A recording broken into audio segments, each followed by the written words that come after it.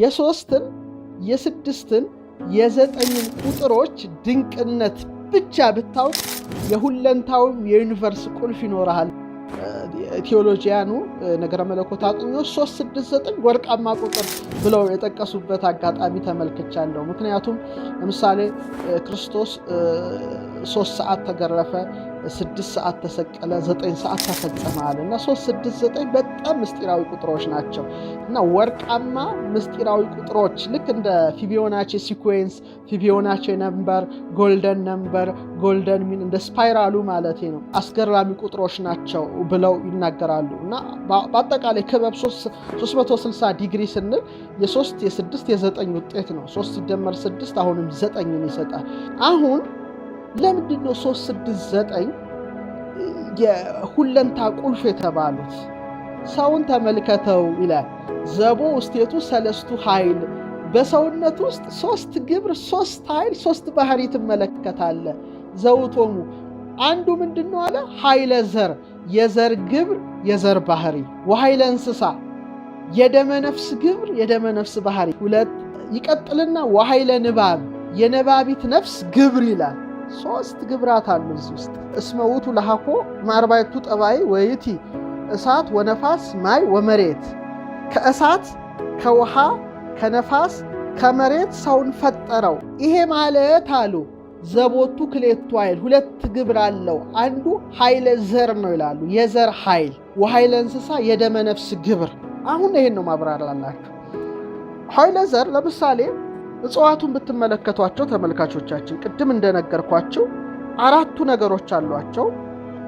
እንደ እሳትነታቸው ሲፋጩ እሳት ሲወጣቸው፣ እንደ ውሃነታቸው እንደ ቁልቋል እንደ ቅንጅብት ደም ውሃ ወተት ሲፈሳቸው መሰል ነገር ፈሳሽ፣ እንደ ነፋስነታቸው ሲናወጡ፣ እንደ መሬትነታቸው ሲያያዙ ተመልከት። ይሄ እጽዋት ውስጥ ብቻ ሳይሆን እኛም ውስጥ አለ። ለምሳሌ እንደ እሳትነትህ ትሞቃለህ፣ እንደ ነፋስነትህ ትላለህ፣ እንደ መሬትነት አጥንት ጅማት ጥጉር ጥፍር የመሬት አካል ነው። እንደ ነፋስነት እስትንፋስ ይወጣል ይመላለሳል። ሰው ከነዚህ ሲለይ ሙት ነው። አሁን ማስተዋል ያስፈልጋል። ኃይለ ዘር አለን። ይሄ አንደኛው ኃይል ነው። ይሄ የዘር ግብር አሉ፣ የዘር ግብር አሉና የዘር ግብር የዘር ባህሪ ለምሳሌ ነፋስ እየወዘወዘው ያድጋል፣ ነፋስ እየወዘወዘው ይደርቃል፣ ፈርሶ በስብሶ ይቀራል። ያ እዛም አለ። 4ቱ ባህሪያትን ውስጥ አለ፣ አንቺም ውስጥ አንተም ውስጥ አለ። አንድ ያዙ። ቀጠሉና ወኃይል እንስሳዊት ውክቲቲ ዘበስምረት፣ የእንስሳዊ ግብር ደግሞ ደመ ነፍስ ይባላል። ይሄ ደግሞ ደመ ነፍስ ማለት አኒማል ሶል፣ በደም ውስጥ የምታድር ነፍሳቸው ማለት ነው። ለዚህ ነው አሁን ለምሳሌ ደሙ ያልፈሰሰ አትብሉ ሲል ያቺ እስመ ነፍስ ታሐድር በደም የሚለው እዛው ስለምታደር ነው። ልብ አድርጋቸው አስተውሉ። እዚህ ላይ ፍልስፍናውን በደንብ አስተውሉት። ለምሳሌ እንስሳት ልብላ ልብላ ይላሉ፣ ልጠጣ ልጠጣ ይላሉ፣ ፈቃደ ስጋ አላቸው፣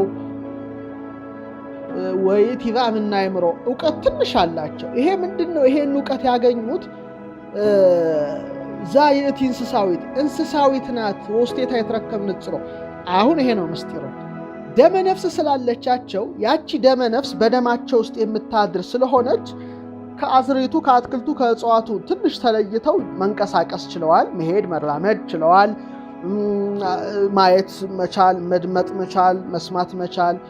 ስሜት አላቸው እንስሳት፣ ኢሞሽን አላቸው። ለምሳሌ የማዘን ስሜት አላቸው፣ የመደሰት ስሜት አላቸው። አሁን ምን አለ ማለት ነው? ደመ ነፍስ አለ። ልብ አድርግ። ያ እገሌ በደመ ነፍሱ ነው እንደ ያለው ይላል። ንቃተ ህሊናውን ያችን ነባቢት ነፍሱን ካልተጠቀመ ይሄ ግብር እኛም ውስጥ አለ። ልብላ ልብላ እንላለን፣ ልንጠጣ እንችላለን። በቃ ስጋዊ ፈቃድ ልክ እንስሳዊ ፈቃድ የሚያይልበት አለ። ይሄ የደመ ነፍስ ማየል ነው። ይቀጥልና ምን ይላል? ወአዲ አክበሮ በንፋሃት ዘይቲ ማይተመ ሕይወት መንፈሳዊት እንተባቲ አክበሮ እምኩሉ ፍጥረት ዘታየተ ሰማይ። ዳግመኛም አሉ በአራቱ ማዕዝን ካለ ፍጥረት ለይቶ ባከበረው የስጋ ሕይወት የደመ ነፍስ ሕይወት በምትሆን በነባቢት ነፍስ አከበረው ይላል። ኃይለ ንባብ ማለት ይሄ ነው። 3 ኃይል አለኝ ማለት ነው። ኃይለ ዘር አለኝ፣ ኃይለ እንስሳ፣ ኃይለ ንባብ ያሏት ምንድናት? ራሽናል ሶል፣ ነባቢት ነፍስ ማለት ነው። ሰውን የሚያደርጉት እነዚህ ነገሮች ናቸው። እና እቺ በጣም ለባዊት ነባቢት ሕያዊት የተባለች ራሽናል ሶል ናት፣ የማትሞት ናት። ኮናኒተ ሥጋ ወኃይሉ ይላል። ሥጋንም ትገዛለች፣ ኃይለ ዘርን ትገዛለች፣ ደመ ነፍስንም ትገዛለች። በጣም የሚገርም እኮ ነገር ነው። 3 ነገሮች ነው ያሉን እና በተለይ ታላቁ ሊቅ የነበሩት ቀብርሃናት አድማሱ ጀንበሬ በጻፉት መጽሐፍ ላይ ምን ብለዋል? ስለዚህ ጉዳይ ሲያስረዱ ሰው ሁልጊዜ ይሄ ኃይለ ዘራችን በደማዊት ነፍስና በነባቢት ነፍስ ኦር በኃይለ እንስሳና በኃይለ ንባብ በተባሉት ኮንፍሊክት ውስጥ የሚኖር ነው ይላሉ። ለምሳሌ ሁለቱም ሥጋን ለመማረክ ጥረት ያደርጋሉ። የኔና የናንተን ሥጋችንን ለምሳሌ ደመነፍሱ ሥጋን መማረክ ከቻለች ያንድን ሰው ያ ሰው ያለ ልክ እንደ እንስሳ በቃ በለው መብላት፣ መጠጣት፣ መውለድ በቃ ከዛ ውጪ ስለ ዘላለማዊ ሕይወት ማሰብ አይችልም፣ አይፈልግም፣ እንዲያስብም አይፈልግም፣ ዕውቀት ማሰናሰል አይፈልግም። መብላት፣ መጠጣት የሱ ዓላማ ሕይወት ብቻ ይኖራል። እቺ ነባቢት ነፍሷ ደግሞ እቺ ግብር ያልተፈጠረችዋ ያቺ ነፍስ ደግሞ ሥጋን ኃይለ ዘሩን መማረክ ከቻለች ይነቃል ይላሉ። ይሄ ነው የሚፈለገው። አሁን ከዚህ ኦዲየንስ እኔ የምፈልገው ነባቢት ነፍሳችሁ እንድትማርካችሁ የዚህ ተመልካች ዓላማ ያን ጊዜ ነው። አብርሆት ማለት ሀገር የምትበራው ያኔ ነው። ከዛ ውጪ በመብላት በመጠጣት በዚህ አይነት ሕይወት ውስጥ ሀገር ልታድጋት እናሳቸው ምን ይላሉ ሊቁ? ነባቢት ነፍስ ግን ይሄን ኃይለ ዘሩን መማረክ ከቻለች ይነቃል ሰው በቃ ነቃ ማለት ያ ነው ይነቃል። ሰው እኮ ለመብላት ለመጠጣት ለመተኛት ብቻ አልተፈጠረም፣ ሰማይ ዓለም ይጠብቀዋል። ብሎም ልጹም ልጸልይ ልስገድም ያስባል። ምድርም ላይ በጎ ነገር ማሳረፍ ሁለቱንም ዓለም ለመግዛት ያስባል። በምድርም በሰማይ ለመግባት እዚህ ስቴት ላይ እንድትገቡ ፈልጋለሁ።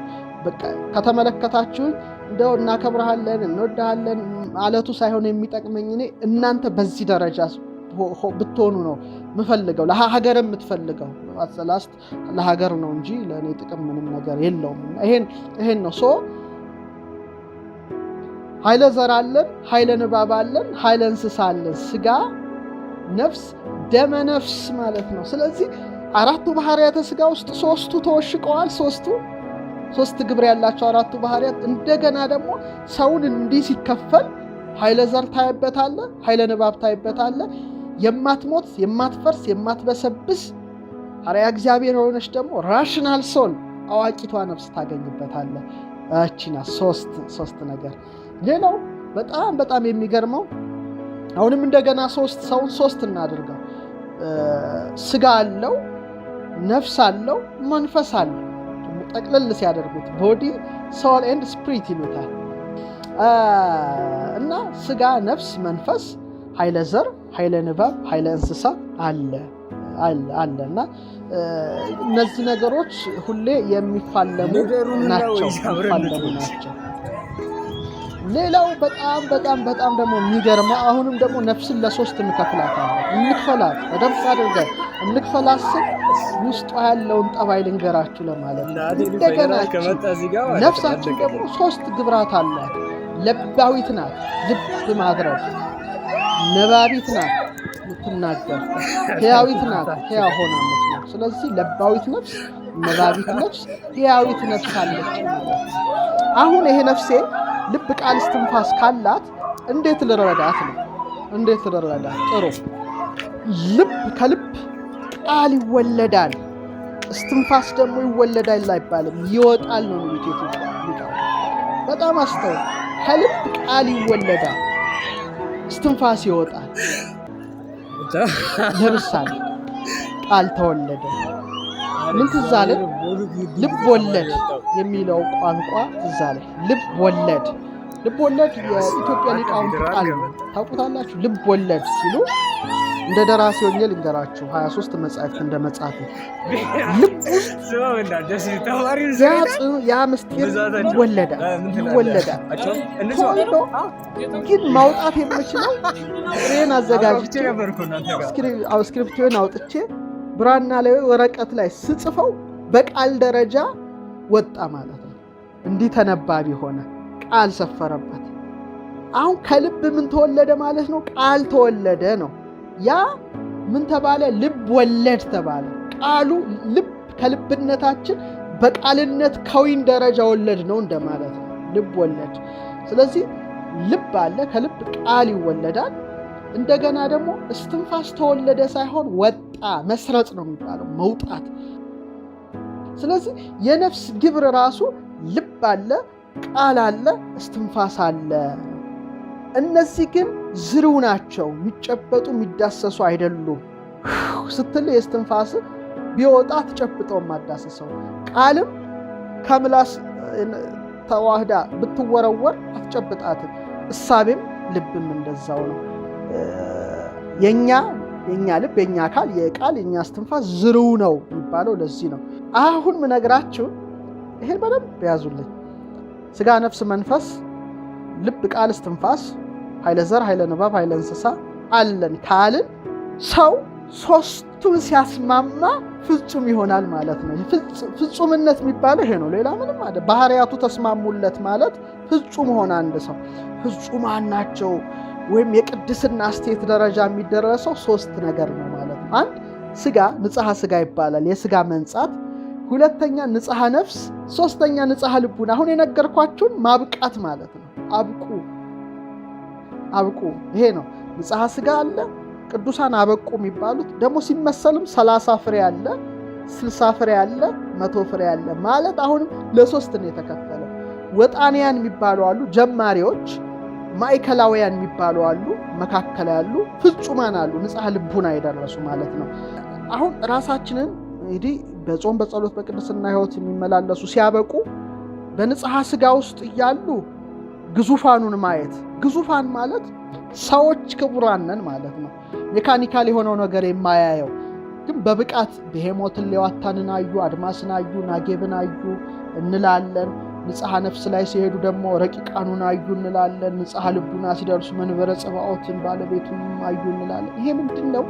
ሰው ሶስት ግብራ ስጋ፣ ነፍስ፣ መንፈስ አለው። ለባዊት፣ ነባቢት፣ ያዊት ነፍስ አለችው። ኃይለ ዘር፣ ኃይለ እንስሳ፣ ኃይለ ንባብ አለው። እነዚህ ሶስቱን ሲያበቃ ንጽሐ ስጋው ሲነጻ የራሱ ደረጃ አለው። ጽማዊ፣ ልባዊ፣ ጣዕመ ዝማሬ ወዘተርፈ። ነፍስም አለው፣ ህሊና። እነዚህን ነገሮች አብቃ። ከወጣንነት ወደ ማዕከላዊነት፣ ከማዕከላዊነት ወደ ፍጹምነት።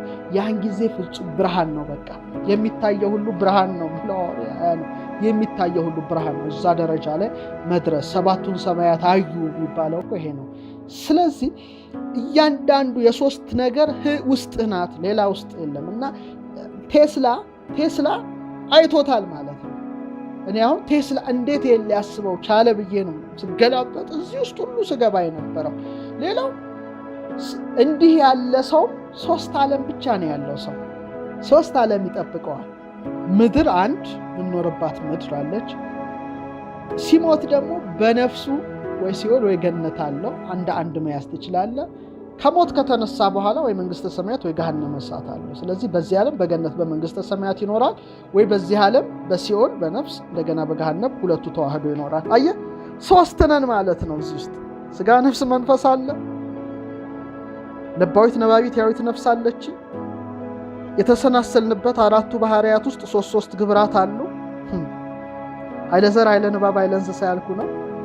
በዚህ መልኩ የተዋቀረ የሰው ልጅ በሶስት መልኩ ራሱን ያበቃል።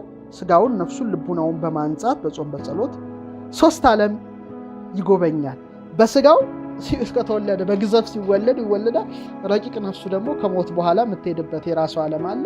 እንደገና ደግሞ እንደየቤተ እምነቱ ሊለያይ ይችላል። ከሞተ ከተነሳ በኋላ ደግሞ በዘላለማዊነት የሚኖርበት ወይ በብርሃን ቦታ አለ ወይም ደግሞ የጨለማ ቦታ አለ። ያ የታወቀ ነው ሁሉም ቤተ እምነት።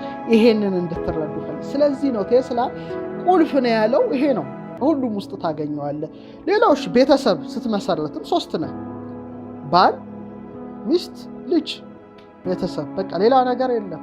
ባል፣ ሚስት፣ ልጅ፣ እናት፣ አባት፣ ህፃናቱ አለቀ።